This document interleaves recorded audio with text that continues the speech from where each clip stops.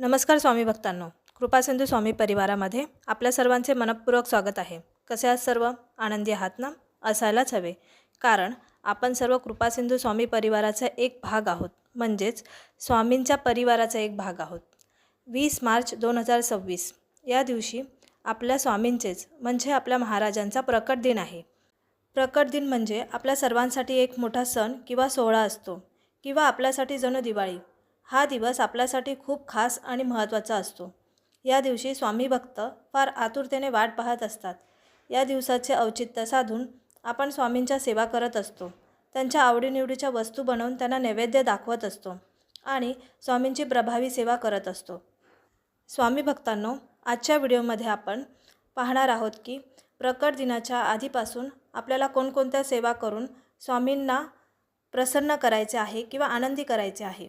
तसेच स्वामींच्या आवडीच्या आणि प्रभावी सेवा करून आपल्या मनोकामना आणि इच्छा कशा पूर्ण करून घ्यायच्या आहेत ते. 20 मार्च 2026ला स्वामींचा प्रकट दिन आहे. चैत्र शुक्ल तृतीया या दिवशी महाराजांचा प्रकट दिन असतो. आपल्या स्वामींनी कोणाच्या पोटी जन्म घेतला नाही. ते कर्दळीवन येथे एका वारुळातून प्रकट झाले होते. कोणालाही माहीत नाही की स्वामी कोठून आले होते ते. म्हणूनच त्या दिवसाला स्वामी प्रकट दिन असे म्हटले जाते. स्वामी आपले करता करविता आहेत, आपण कोणी नाही. चला तर मग जाणून घेऊ स्वामी प्रकट दिन निमित्ताने कोणकोणत्या सेवा करायच्या आहेत त्या. पण त्याआधी चॅनलवर नवीन असाल तर चॅनलला लाईक करा, शेअर करा आणि सबस्क्राईब करायला विसरू नका. या दिवसांमध्ये तुम्हाला एक सोपी पण अत्यंत प्रभावी सेवा करायची आहे. तसे पाहता आज मी तुम्हाला स्वामींच्या 3 अत्यंत प्रभावी सेवा सांगणार आहे. त्यातली सर्वप्रथम, रोज सकाळी किंवा संध्याकाळी स्वामी समर्थांच्या मूर्तीसमोर बसायचे आहे आणि 21 वेळा या मंत्राचा जप करायचा आहे. ही प्रभावी सेवा अत्यंत सोपी आहे. सर्व स्वामी भक्त सहज ही सेवा करू शकतात. पण श्रद्धा, विश्वास आणि भावना असणे खूप महत्त्वाचे आहे. तो मंत्र असा आहे, ओम श्री स्वामी समर्थाय नमः. हा मंत्र जप 21 वेळा करायचा आहे. त्यामुळे तुमची इच्छा लवकरात लवकर पूर्ण होईल. फार सोपी साधी सेवा आहे, पण अत्यंत प्रभावी सेवा आहे. एकदा करून नक्की बघा. दुसरी सेवा म्हणजे गुरुचरित्राचे पारायण. हे पारायण शक्य असेल तर सामूहिकरित्या करावे, ज्यामुळे तुम्हाला त्याचे संपूर्ण फळ मिळेल. गुरुचरित्राचे पारायण करताना तुम्हाला काही नियम पाळणे खूप गरजेचे आहे, अन्यथा त्या पारायणाचे फळ तुम्हाला मिळणार नाही. सर्वप्रथम मांडणी करून झाल्यावरती संकल्प करावा, हातात अक्षता घ्याव्यात आणि स्वामींना प्रार्थना करावी की मी जी ही सेवा करत आहे ती कोणतेही अडथळे न येता निर्विघ्नपणे पूर्ण व्हावी. माझ्याकडून ही सेवा मनोभावे श्रद्धेने करून घ्यावी आणि अक्षता देवासमोर अर्पण कराव्यात. त्यानंतर आपल्या आईवडिलांचे आशीर्वाद घ्यावेत. तसेच कुलदेवता आणि कुलदेवी यांचे स्मरण करून त्यांचे आशीर्वाद घ्यावेत.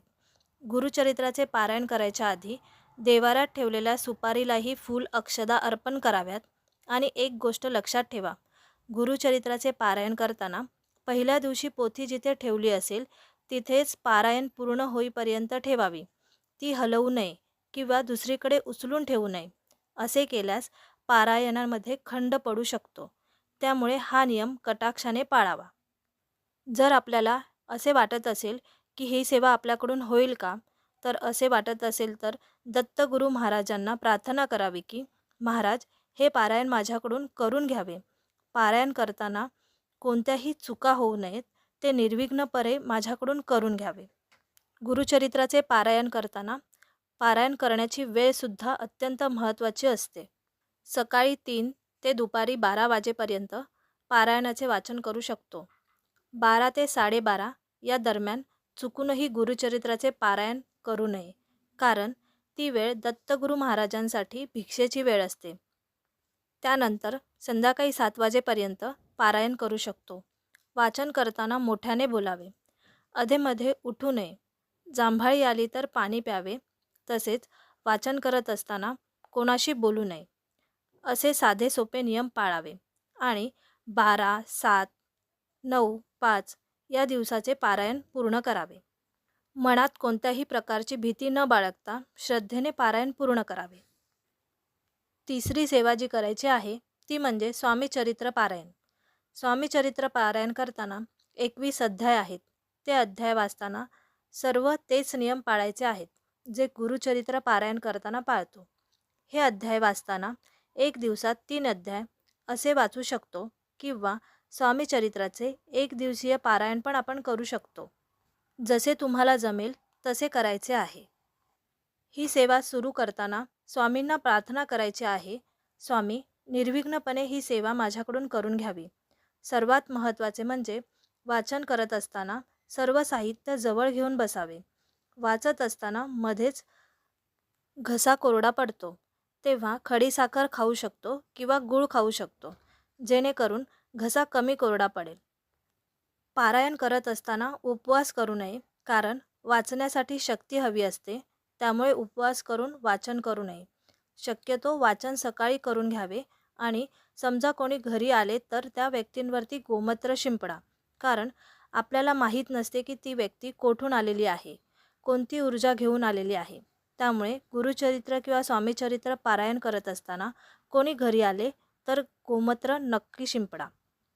आज मी तुम्हाला ज्या या 3 सेवा सांगितल्या आहेत, त्या 3 सेवा सुरू करण्याआधी तुम्हाला महत्त्वाची गोष्ट करायची आहे. ती म्हणजे एक माळ श्री स्वामी समर्थ मंत्र जप, दुसरी माळ ओम ऐं ह्रीं क्लीं चामुंडाय विच्चे आणि स्वामी स्तवन वाचायचे आहे. या 3 गोष्टी बोलून झाल्यानंतरच कोणत्याही सेवेला सुरुवात करावी, जेणेकरून तुमची सर्व इच्छा मनोकामना पूर्ण होतील आणि तुमची सेवा पूर्णपणे स्वामीचरणी किंवा दत्तगुरुचरणी समर्पित होईल. तसेच त्यांचे संपूर्ण फळ तुम्हाला प्राप्त होईल. आता तुम्हाला प्रश्न पडला असेल की कोणते स्तवन वाचावे. कोणतीही सेवा सुरू करण्यापूर्वी एक वेळा श्री स्वामी समर्थ स्तवन वाचावे. ते म्हणजे श्री गणेशाय नमः, श्री सरस्वते नमः, श्री गुरुभ्यो नमः, श्री कुलदेवताय नमः, श्री अक्कलकोट निवासी पूर्ण दत्तावतार दिगंबर यतिवर्य स्वामी राजाय नमः. ब्रह्मानंदं परमसुखदं केवलं ज्ञानमूर्तिं द्वन्द्वातीतं गगनसदृशं तत्त्वमस्यादिलक्ष्यम् एकं नित्यं विमलवचनं सर्वधी साक्षीभूतं भावातीर्थं त्रिगुणरहितं सद्गुरुं तं नमामि. ओम रक्तांगरक्तवर्णं पद्मनेत्र सुहास्यवदनं कथां टोपीं च माला दण्डकमण्डलधर कटयांकरक्षक त्रैलोक्यपालक त्रैलोक्यपालक त्रैलोक्यरहित विश्वनायक भक्तवत्सल कलयुगे श्री स्वामी समर्थ अवतारधारक पाहि मां पाहि मां पाहि मां. आता करूया प्रार्थना. जय जयाजी अघहरणा परात्परा कैवल्य सदना ब्रह्मानंदा यतिवर्या जय जयाजी पुराणपुरुषा लोकपाला सर्वेशा अनंत ब्रह्मांडीशा वेदवंद्या जगद्गुरु सुखधाम निवासिया सर्वसाक्षी करुणालया भक्तजनताराया अनंत रूपे नटलासी. तू अग्नी तू पवन तू आकाश तू जीवन, तूची वसुंधरा पूर्ण चंद्र सूर्य तूच पै. तू विष्णू आणि शंकर तूच विधाता तू इंद्र अष्टदिक्पालादी समग्र तूच रूपे नटलासी. करता आणि करविता तूच हवी आणि होता, दाता आणि देवविता तूच समर्था निश्चय. जंगम आणि स्थिर तूच व्यापिले समग्र, तूच लागी आदि मध्याग्रह कोठे नसे पाहता. असोनिया निर्गुण रूपे नटलासी सगुण, ज्ञाता आणि ज्ञान तूच एक विश्वेशा. वेदांचाही तर्क चांचरे शास्त्रांतेही नावरे, विष्णू शंकर एकस्वरे कुंठित झाले सर्वही. असोनिया संसारात प्राचीन तव नामामृतात प्रपंच आणि परमार्थ तेने सुगम मज लागी. करता आणि करविता तूची एक स्वामीनाथा, माझिया ठाई वार्ता मी पणाची नसेची. गुरुर ब्रह्मा गुरुर विष्णू गुरुर्देव महेश्वरा गुरुर साक्षात परब्रह्म तस्मै श्री गुरुवे नमः. श्री स्वामी समर्थ.